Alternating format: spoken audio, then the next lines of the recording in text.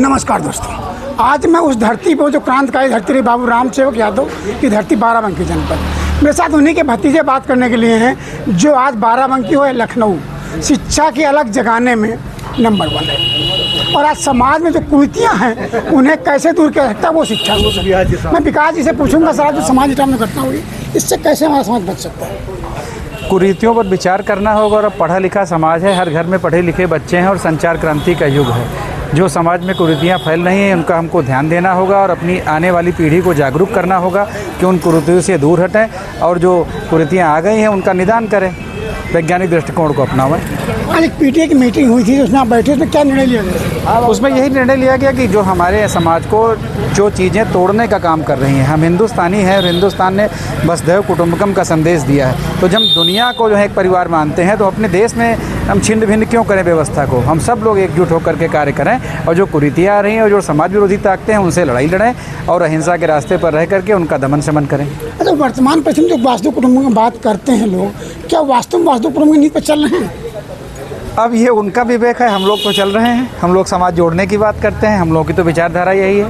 ये बुद्ध की धरती है, महावीर की धरती है, गांधी जी की धरती है।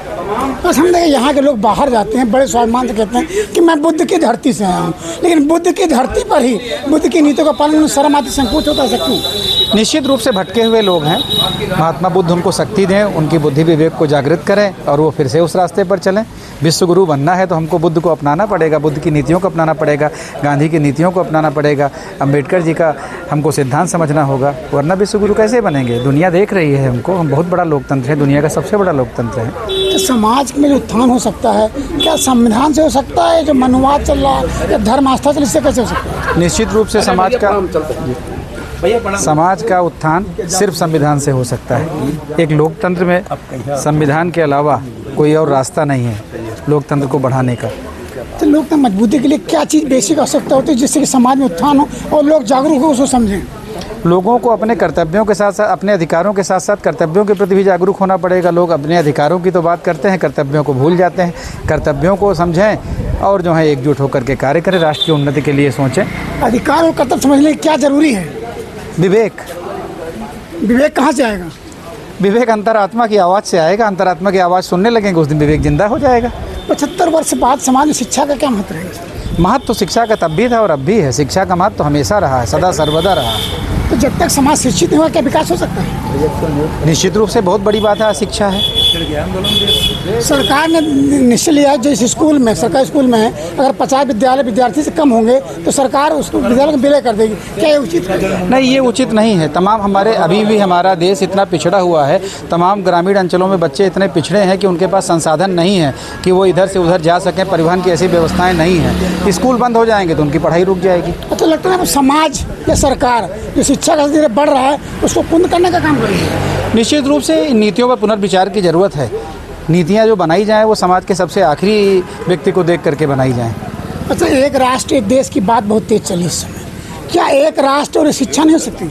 क्यों नहीं हो सकती है? अगर एक शिक्षा रहे तो अच्छी बात है, समाज को जोड़ने का काम होगा। ये तो बहुत अच्छी व्यवस्था है, होनी चाहिए। हमने प्राय देखा सर, प्राइमरी हो या सरकारी विद्यालय हो, वहाँ पर जो टीचर हैं व्यथित रहते हैं, उन्हें शिक्षा देने का काम नहीं किया जाता है और वहाँ पर जूता, मोजा, कपड़ा, खाना, किताब सब कुछ मिलता है, लेकिन अभिभावक दावा करते हैं, कहते हैं कि मेरे बच्चों को शिक्षा नहीं मिल पाई। आखिर ऐसा क्यों किया जाता है?